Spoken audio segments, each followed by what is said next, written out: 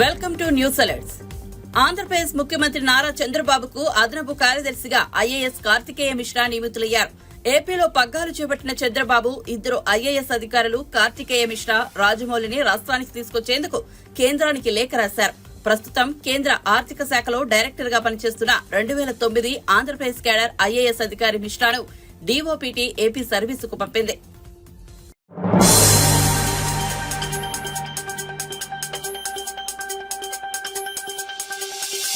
ప్రొద్దుటూరు మాజీ MLA YCP నేత రాచమల్లు శివప్రసాద్ రెడ్డి ఆసక్తికర వ్యాఖ్యలు చేశారు. ప్రజలను ఉద్దేశించి మాట్లాడుతూ ఎన్నికల్లో మేం ఓడిపోయాం, మీరు మోసపోయారని పేర్కొన్నారు. ఓడిపోయిన వారి కంటే మోసపోయిన వారి ఎక్కువ దురదృష్టవంతులు, దుఃఖిస్తారు, మీ పరిస్థితి అదే అని వ్యాఖ్యానించారు.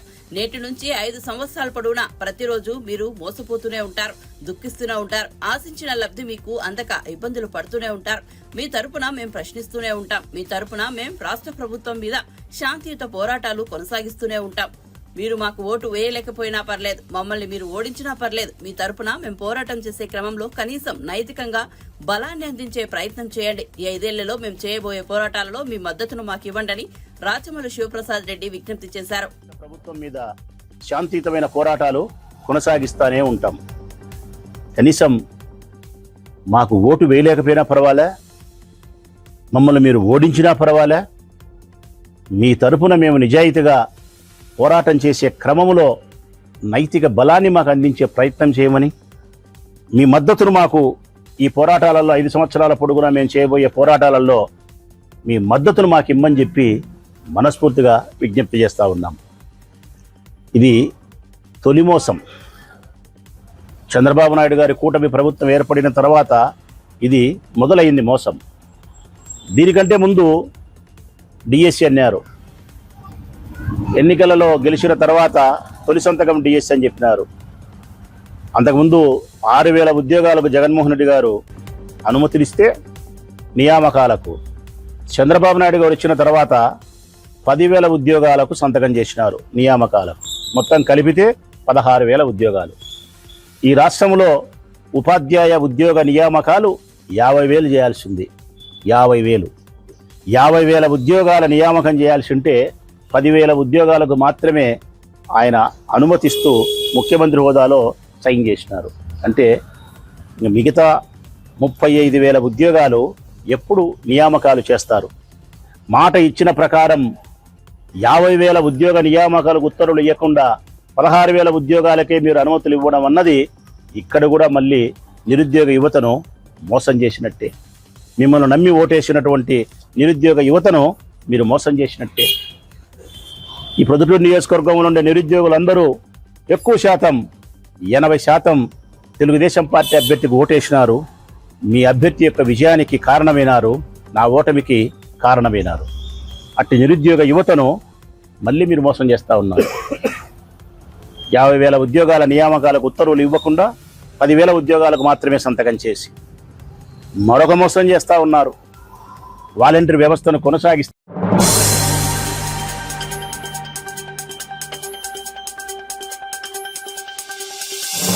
అధికారంలో ఉన్న వాళ్లు బాధ్యతగా వ్యవహరించాలన్నారు మాజీ మంత్రి బొత్స సత్యనారాయణ.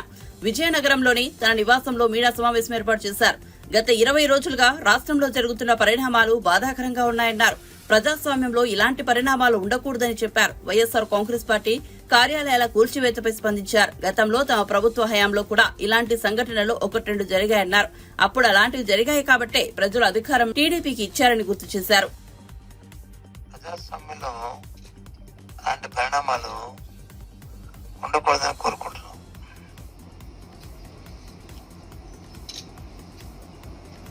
అయితే మరి అప్పుడు ఇంతకు ముందు జరిగాయి కదా 1-2, అందుకే ఇవి జరుగుతున్నాయి కదా అని అనుకుంటే, ఆ జరిగాయి కాబట్టే అలాంటి 1-2 సంఘటనలు వచ్చి ప్రజలు దాన్ని అంగీకరించదు కాబట్టే ఈరోజు మళ్ళీ ఈ రకంగా మీ ముందుకు వచ్చి ప్రెస్ కాన్ఫరెన్స్ పెట్టడం అవుతుంది. అవి సమంజసం కాదు. ఎందుకంటే ప్రభుత్వాలు ఏర్పడిన ప్రభుత్వాలకి ప్రజాస్వామ్యంలో ఎన్నో అవకాశాలు ఉన్నాయి, ఎన్నో హక్కులు ఉన్నాయి. అలాగే సైమల్టేనియస్ గా సామాన్య ప్రధానికానికి కానీ ప్రజలకు కానీ వాళ్ళకు కూడా అదే హక్కులు సైమల్టేనియస్ గా ప్రజాస్వామ్యంలో ఇచ్చాయి. ఉదాహరణకి మధ్యకాలంలో రాష్ట్రం అంతా జరిగి మన విజయనగరంలో కూడా జరిగింది, చూశాను. మన విజయనగరం పార్టీ ఆఫీస్కి వచ్చి అధికారంలో ఉన్న పార్టీ నాయకులు గౌరవ శాసనసభ్యులు అడిగి వెళ్ళడం అనేది చూశాను. నాకు తెలిసి ఎప్పుడు విజయనగరం ఇలాంటి సంస్కృతి, ఇలాంటి పరిస్థితులు ఎప్పుడు లేవు. ఎందుకంటే పార్టీ ఆఫీస్ అనేది అది పూర్తిగా అది ప్రైవేటు, అది ఒక పార్టీది, పార్టీ తాలూకేది. అదే ఒక ప్రభుత్వ ఆఫీస్ అయితే ఇట్స్ ఫైన్, కాదు తప్పు కాదు. ఇప్పుడు వైజాగ్ లో రుషికొండ ఉంది, మన గౌరవ శాసనసభ్యులు వెళ్ళారు, మా పార్టీ నాయకులు, ఓకే ఫైన్, తప్పు కాదు. కానీ ఇటు పార్టీ ఏమి లేదు, చట్టానికి విరుద్ధంగా ఉంది, ఏమో అందులో వచ్చి అవకతవకలు ఉన్నాయి, లేదు కొన్ని షార్ట్ ఫాల్స్ ఉన్నాయి, చట్టపరంగా చర్య తీసుకోండి, తప్పే ఉంది. ఎవరు వద్దన్నారు, ఎవరు అడ్డానికి ఎవరికి నొక్కు, దానికి తగ్గ ప్రక్రియకి వెళ్తారు. అలాగే ప్రభుత్వాలు మారుతున్నప్పుడు నైతిక బాధ్యతగా ఎవరైతే నామినేటెడ్ పోస్టుల్లో ఉన్న వాళ్ళు న్యాయంగా రాజీనామా చేయాలి.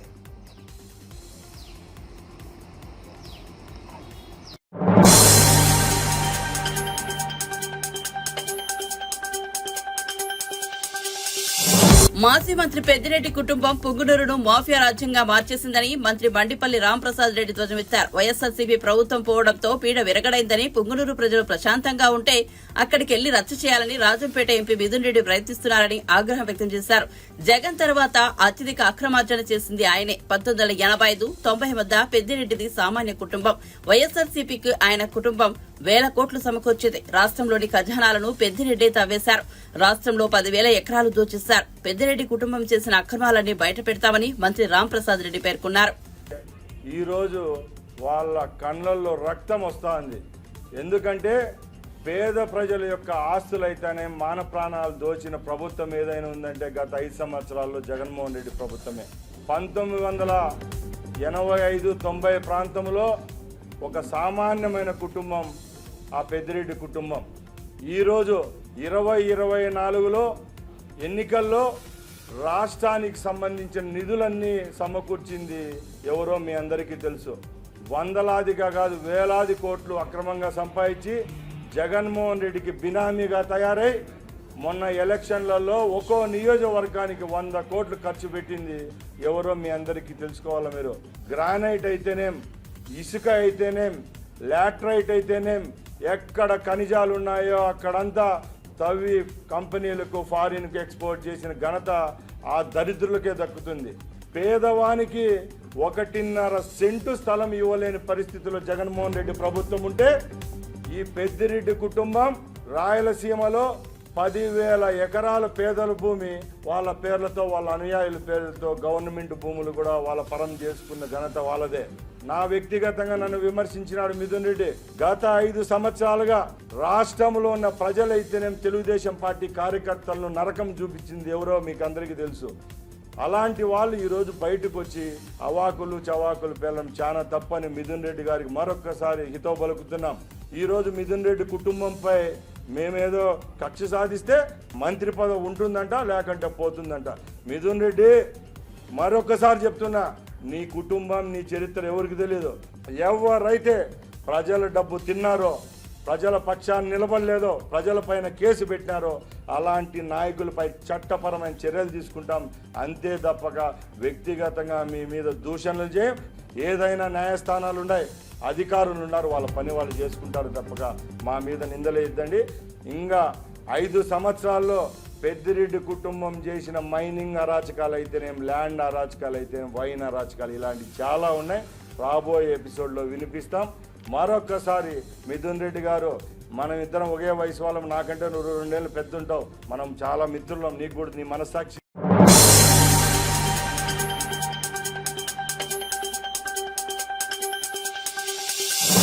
అధికారంలోకి రాగానే ఒక్క సంతకంతో నిరుద్యోగుల సమస్యలు పరిష్కరిస్తానని ఎన్నికల ముందు హామీ ఇచ్చిన రేవంత్ రెడ్డి సంతకం ఇప్పుడేమైందని మాజీ మంత్రి హరీష్ రావు ప్రశ్నించారు. నిరుద్యోగుల డిమాండ్ల సాధన కోసం గాంధీ ఆసుపత్రిలో ఆమరణ నిరాహార దీక్ష చేస్తున్న విద్యార్థి నాయకుడు మోతీలాల్ నాయకుడు హరీష్ రావు పరామర్శించారు. జాబ్ క్యాలెండర్ సహా అనేక హామీలను కాంగ్రెస్ ప్రభుత్వం అటకెక్కిందని మండిపడ్డారు. గ్రూప్ 2, గ్రూప్ 3 పోస్టుల సంఖ్యను పెంచాలని డిమాండ్ చేశారు. నిరాహార దీక్ష చేస్తా ఉంటే ఈ రాష్ట్ర ప్రభుత్వానికి కనీసం చీమగుట్టినట్టు కూడా లేకపోవడం చాలా దురదృష్టకరం. మేము జాబ్ క్యాలెండర్ ఇస్తామని చెప్పారు. 2 లక్షల ఉద్యోగాలు సంవత్సరంలోగా నింపుతామని చెప్పి ఇవాళ 7 నెలలైనా జాబ్ క్యాలెండర్కు అతిగతి లేదు. మా నిరుద్యోగులు ఇవాళ ఆమరణ నిరాహార దీక్ష చేస్తూ ఉంటే, పోరాటాలు చేస్తూ ఉంటే ఎందుకు రాహుల్ గాంధీ గారు పట్టించుకోరు? మీరు జాబ్ క్యాలెండర్ ఇస్తామని ఒకవైపు రేవంత్ రెడ్డి గారు, ఇంకొక వైపు బట్టి విక్రమార్క సంతకాలు పెట్టి బాండ్ పేపర్ల మీద రాసిచ్చారు. మీరు ఏమైనాయి మీ సంతకాలు? ఏమైనాయి మీ బాండ్ పేపర్లు? అసెంబ్లీలో ఆ రోజు ప్రతిపక్ష స్థానంలో ఉండి ఇదే బట్టి విక్రమార్క గారు 1:100 పరీక్ష పెట్టాలని అడిగారు. ఎందుకు పెట్టరు అని అడుగుతా ఉన్నా. అంటే ప్రతిపక్షంలో ఒక మాట, అధికారంలో ఇంకో మాట ఉంటుందా? గతంలో ఉమ్మడి ఆంధ్రప్రదేశ్లో వైఎస్ రాజశేఖర రెడ్డి గారు ముఖ్యమంత్రిగా ఉన్నప్పుడు ఇదే విధంగా నిరుద్యోగ యువత నుంచి డిమాండ్ వస్తే ఆ రోజు 1:100కు అవకాశం కల్పించారు. మన రాష్ట్రంలో ఎందుకు సాధ్యం కాదో రేవంత్ రెడ్డి గారు సమాధానం చెప్పాలి, కోదండరామ్ రెడ్డి గారు సమాధానం చెప్పాలని చెప్పిన డిమాండ్. 2 లక్షల ఉద్యోగాలకు తక్షణమే జాబ్ క్యాలెండర్ విడుదల చేయాలని చెప్పి మేము నిరుద్యోగ యువతీ యువకుల పక్షాన ఈ ప్రభుత్వాన్ని డిమాండ్ చేస్తా ఉన్నాం. గ్రూప్ 1 ఎగ్జామ్స్ లో మరి గత ప్రభుత్వాలు ఇచ్చిన విధంగా మీరిచ్చిన హామీ మేరకు 1:100కు మెయిన్స్ పరీక్షకు పిల్లలకు అనుమతించాలని చెప్పి డిమాండ్ చేస్తా ఉన్నాం. గ్రూప్ 2, గ్రూప్ 3లో ఆ రోజు మీరు పోస్టుల సంఖ్య పెంచుతామన్నారు. గ్రూప్ 2లో 2000 పోస్టులు యాడ్ చేయాలని, గ్రూప్ 3లో 3000 పోస్టులు యాడ్ చేసి తక్షణమే గ్రూప్ 2, గ్రూప్ 3 ఉద్యోగాల సంఖ్యను పెంచి పరీక్షలు నిర్వహించాలని చెప్పి ప్రభుత్వాన్ని డిమాండ్ చేస్తా ఉన్నాం. జీవో 46 రద్దు చేసి తీర్తామని మీరు హామీ ఇచ్చారు పిల్లలకు. మరి ఇవాళ ఎందుకు చేస్తలేరు? మీరు ఆ రోజు 25,000 ఉపాధ్యాయ ఉద్యోగాలు ఖాళీగా ఉన్నాయి. మేము రాగానే 25,000 ఉపాధ్యాయ ఉద్యోగాలతో మెగా డిఎస్సికి నోటిఫికేషన్ ఇస్తామన్నారు. ఎందుకు మరి 11,000 ఇచ్చారు? ఇచ్చిన మాట ప్రకారంగా మరో 14,000 ఉద్యోగాలు పెంచి ఆ 25,000 ఉద్యోగాలు ఉపాధ్యాయ ఉద్యోగాలను భర్తీ చేయాలని చెప్పి నేను ప్రభుత్వాన్ని డిమాండ్ చేస్తా ఉన్నా. రాగానే 4,000 రూపాయలు నిరుద్యోగ భృతి ఇస్తా అన్నావు. ఏమైంది నిరుద్యోగ భృతి? ఎందుకు మాట్లాడతలేవు? మోతీలాల్ ఆరోగ్యానికి ఏదైనా జరిగితే ఈ ప్రభుత్వమే బాధ్యత వహించాలని చెప్పి కూడా నేను హెచ్చరిస్తా ఉన్నా. ఇన్ని రోజులైనా 7 రోజుల నుంచి నిరాహార దీక్ష చేస్తే ప్రభుత్వం నుంచి ఎందుకు మంత్రులు మాట్లాడరు? ఎందుకు ముఖ్యమంత్రి గారు స్పందించారు?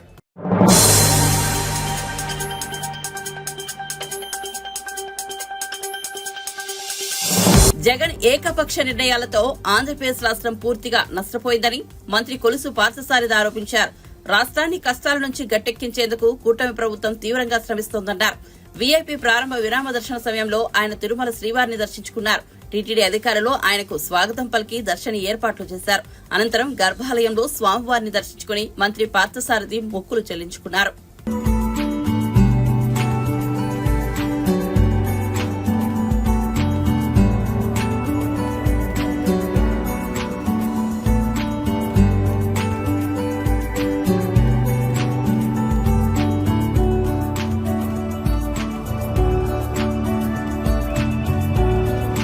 ఏడుకొండలవాడు ఈ రాష్ట్రాన్ని, రాష్ట్ర ప్రజల్ని అందరినీ కూడా చల్లగా చూడాలని, కష్టాల నుంచి గట్టెక్కించాలని చెప్పేసి దేవుణ్ణి ప్రార్థించాను.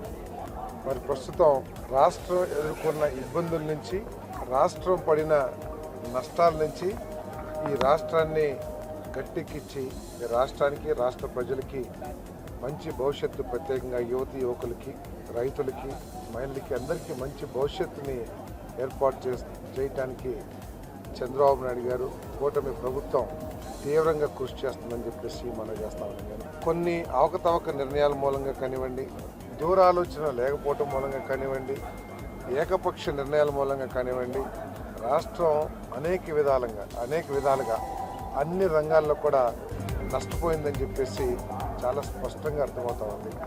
మరి అనుభవశాలైన చంద్రబాబు నాయుడు గారు, దూరదృష్టి, రాష్ట్ర భవిష్యత్తుకి ఒక ఆలోచన కలిగిన మరి చంద్రబాబు నాయుడు గారు, పవన్ కళ్యాణ్ గారు, లోకేష్ బాబు గారు, తర్వాత మా మంత్రివర్గ సహచరులు, శాసనసభ్యులు అందరం కలిసి ఈ రాష్ట్రాన్ని పారిశ్రామికంగా, వ్యవసాయకంగా, ఉపాధి పరంగా అన్ని రంగాల్లో అభివృద్ధి చేస్తానికి మేము తీవ్రంగా కృషి చేస్తానికి కట్టుబడి ఉన్నామని చెప్పేసి మనం చేస్తాను. మరి ఈ సందర్భంలో మోడీ గారి ప్రభుత్వం కూడా మరి రాష్ట్రానికి, కష్టాల్లో ఉన్న ఈ రాష్ట్రానికి అండగా ఉంటుందని చెప్పేసి ఆయన భరోసా కల్పించడమే కాకుండా మేము కూడా పూర్తి నమ్మకంతో ఉన్నామని చెప్పేసి కూడా ఈ సందర్భంగా తెలియజేస్తూ వీటన్నిటికీ ఆ ఏడుకొండల వాడి ఆశీర్వాదం అవసరం. ఆ ఏడుకొండల వాడి ఆశీర్వాదం అందరికీ, రాష్ట్ర ప్రజలందరికీ కూడా ఉండాలని చెప్పేసి మనసారా కోరుకుంటున్నాం. పెన్షన్ 3,000 నుంచి 4,000, మరి అదేవిధంగా అంగవైకల్యులకి 5,000 నుంచి 15,000, మొత్తం 65 లక్షల మందికి 4,408 కోట్ల రూపాయలని మరి రేపు పెన్షన్గా ప్రజలందరికీ ఇంటి దగ్గరికి తీసుకువెళ్ళి వాళ్ళ సంతోషంగా వాళ్ళ చేతుల్లో పెట్టే కార్యక్రమం రేపు చేయబోతా ఉన్నాం. గత ప్రభుత్వం ఒక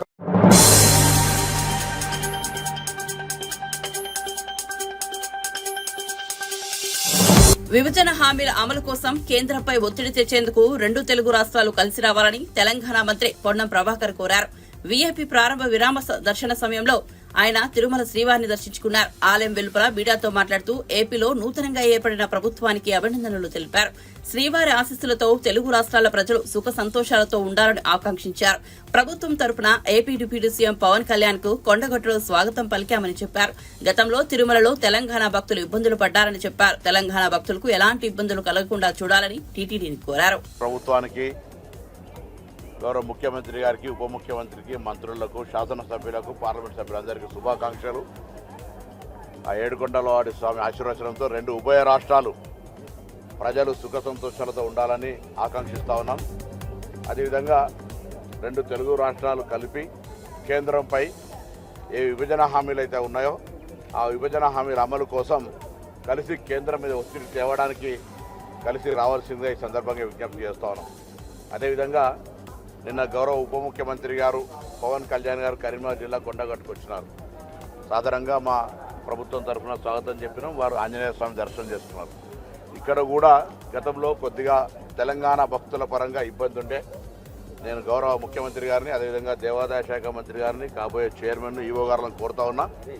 తెలంగాణ ప్రజలు కూడా తెలుగు భక్తులే ఇక్కడికి వచ్చేటువంటి వాళ్ళ విశ్వాసానికి సంబంధించి దర్శనానికి ఏ ఇబ్బందులు లేకుండా గతంలో ఏ విధంగానైతే సిఫార్సులకు తెలంగాణ, ఆంధ్ర ప్రజాప్రతినిధులకు ఏ విధమైనటువంటి విధానం అవలంబించారో ఇప్పుడు కూడా అదే విధానం అవలంబిస్తే సంతోషంగా ఉంటుంది. ఎందుకంటే రాష్ట్రాలు వేరైనా తెలుగు వాళ్ళ అందరూ కూడా కలిసి ఆనాడు కూడా కోరుకున్నది అదే, ఇవాళ కూడా కోరుకున్నది అదే. ఇక్కడ వాళ్ళు అక్కడ వచ్చే భక్తులుగా ఉండొచ్చు, లేకపోతే ఇంకా రకరకాలుగా వ్యవహారాలు చేసుకునేటువంటి విదేశాల్లో ఉన్నటువంటి వాళ్ళకి ఆహ్వానిస్తూ ఉన్నప్పుడు పక్కన తెలంగాణ భక్తులకు సంబంధించి ఎటువంటి ఇబ్బందులు కలగకుండా చూసుకోవాల్సిందని ఇక్కడ ఉన్నటువంటి అధికారులందరికీ కోరుతా ఉన్నా. ఆ ఏడుకొండలవాడి స్వామి ఆశీర్వచనంతో 2 రాష్ట్రాల ప్రజలు అటు విభజన హామీల అమలుతో పాటుగా ఇటు వర్షాలు, రైతాంగము, వ్యవసాయం అంతా కూడా సుఖ సంతోషాలతో ప్రజలు ఇబ్బందులు లేకుండా ఉండాలని ఆ భగవంతుడు ప్రార్థిస్తూ ఉన్నాను. నాకేం అటువంటి సమాచారం లేదు. అట్లా కాంగ్రెస్ పార్టీ తనకంటూ ఒక కార్యక్రమం ఉంది. చాలా మిత్రులు ఉన్నారు. ఇలా ఇండియా కూటమిలో అనేక మంది మిత్రులు ఉన్నారు. ఎవరైనా వస్తుండొచ్చు, రాకపోతున్నట్టు దానికి సంబంధించి సమాచారం ఏం లేదు.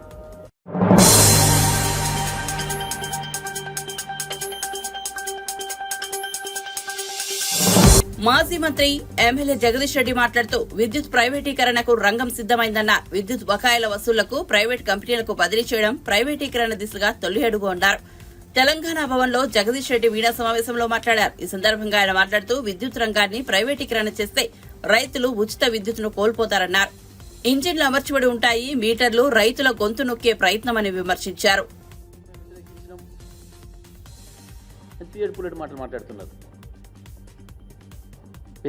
నిజంగా వ్యతిరేకించే వాళ్ళైతే మాలాగా చెప్పాలి. పైగా ఇంకా బీఆర్ఎస్ మీద బుధ జల్లే ఒక చిల్లర ప్రయత్నం కూడా చేశారు. అప్పుడు వీళ్ళే ఒప్పుకున్నారు. ఏ క్షణంలో కూడా మేము ఒప్పుకోలేదు. కేసీఆర్ గారు స్పష్టంగా లెటర్ రాసిండు. హైదరాబాద్లో వాళ్ళు 2 సార్లు వేలం వేస్తే కూడా ఇక్కడ మేము సీరియస్గా చెప్పినాం, మేము అలో చేయమని చెప్పి ఎవరు కూడా వేలంలో పాల్గొనలేదు. చివరికి తీసుకుపోయి వాళ్ళు బెంగళూరులో పెట్టుకున్న వేలం పాట ఎవరికో ప్రైవేట్ వాళ్ళకు 2 ఇస్తే కూడా ఎట్టి పరిస్థితుల్లో మేము అలో చేయమని చెప్పినాం. 1 కిలో బొగ్గు కూడా కంచి తీయనేయమని చెప్పినాం. తీయనీయలేదు, ఇంతవరకు కూడా ఎవరు ముట్టుకోలేదు, అక్కడికి ఎవరు కూడా రాలేదు విచారణ ఎంక్వైరీకి కూడా బిడ్లో పాల్గొన్న వాళ్ళు. మొన్న కూడా మళ్ళీ అది ప్రకటించారు కేటీఆర్ గారు, ఎట్టి పరిస్థితుల్లో మేము అలో చేయం, మళ్ళీ 4 ఏళ్ల తర్వాత మా ప్రభుత్వం వచ్చిన తర్వాత కూడా దాన్ని రివ్యూ చేస్తామని కూడా చెప్పాను అంత సీరియస్గా. మరి మీరెందుకు మాట్లాడటం లేదు? మేము చెప్పిన పద్ధతుల్లో ఇవాళ మేము ప్రభుత్వంగా సహకరించాం, మీరు ఎవరు పాల్గొంటే ఎందుకు మాట్లాడతలేరు? మీరు తోడు దొంగలు కాబట్టి పైకి ఏదో పెదవులతో మాట్లాడుతున్నారు తప్ప మీరిద్దరు మనసు ఒక తీరునే ఉంది. ఇవాళ విద్యుత్ విషయంలో కూడా అదే జరగబోతుంది. ఎట్టి పరిస్థితులలో కూడా విద్యుత్ ప్రైవేటీకరణ కేసీఆర్ గారు అంగీకరించేది లేదు, బీఆర్ఎస్ పార్టీ అంగీకరించదు. దీన్ని మేము తీవ్రంగా వ్యతిరేకిస్తాం. తెలంగాణ రాష్ట్ర ప్రయోజనాల రీత్యా తెలంగాణ రాష్ట్రంలో ఉన్న సామాజిక సమీకరణల దృష్ట్యా ఇంకా అనేక మంది ప్రజలకి సబ్సిడీ అందించాల్సిన అవసరం ఉంది. కాబట్టి ఎట్టి పరిస్థితుల్లో కూడా ప్రైవేట్ వ్యక్తులకు అప్పచెప్తే సాధారణ ప్రజలపైన నెత్తిన భారం పడి కరెంటు బిల్లులు కట్టలేక మళ్ళీ చీకట్లో ఉండాల్సి వస్తుంది, చీకటి పాలు అవుతుంది మళ్ళీ రాష్ట్రంలో పేదల బ్రతుకు. అందుకే దీనిపైన ప్రభుత్వం స్పష్టంగా చెప్పాలి, ఈ కుట్రను అందరూ కూడా కలిసి ఎదుర్కోవాలని చెప్పి కూడా నేను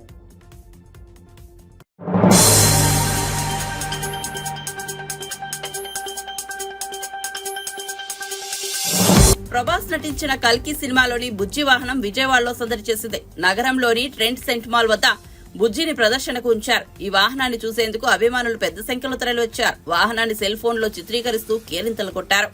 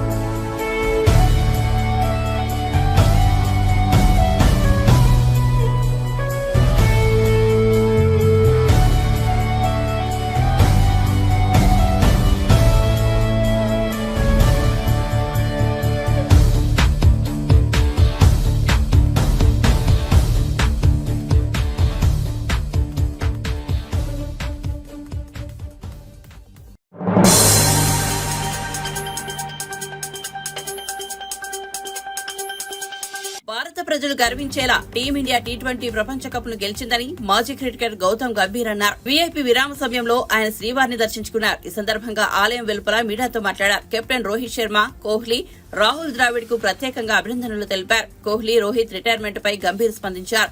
T20 కప్ గెలవడం కంటే రిటైర్మెంట్ కు మంచి సందర్భం ఏముంటుందన్నారు. వన్డే టెస్టులలో జట్టుకు వారిద్దరూ విలువైన సేవలు అందిస్తారని గంభీర్ తెలిపారు.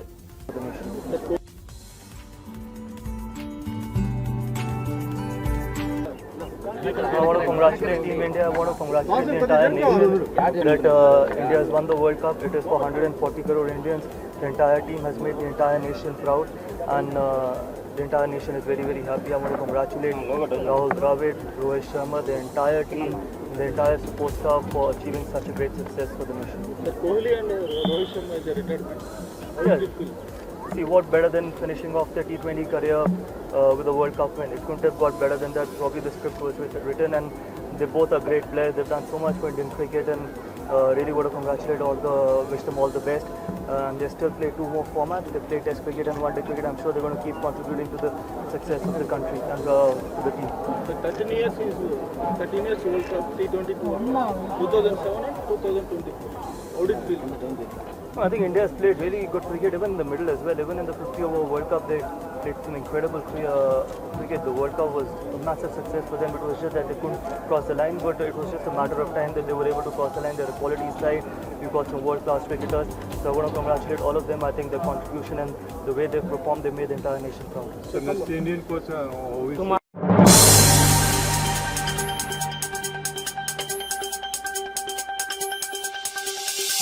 హైదరాబాద్ నగరంలో గత కొన్ని రోజులుగా విస్తారంగా వర్షాలు కురుస్తున్నాయి. నగరంలోని పలు ప్రాంతాలు భారీ వర్షంతో తడిసి ముద్దయ్యాయి. Jubilee Hills, Kukatpally, Begumpet, KPHB colony, Dilsukh Nagar, Pragathi Nagar, Hyder Nagar, Boinpally, Nizampet, Maitrivanam, Yousufguda, Panjagutta, Borabanda, Uppal, LB Nagar, Ramanthapur, Hayath Nagar, Tirumalagiri, LB Nagar, Bollaram, Ameerpet, Secunderabad ప్రాంతాల్లో భారీ వర్షం కురిసింది. దాంతో లోతట్టు ప్రాంతాలు జలమయం కాగా పలుచోట్ల రోడ్లపైకి నీరు చేరి ట్రాఫిక్ ఇబ్బంది కలిగింది.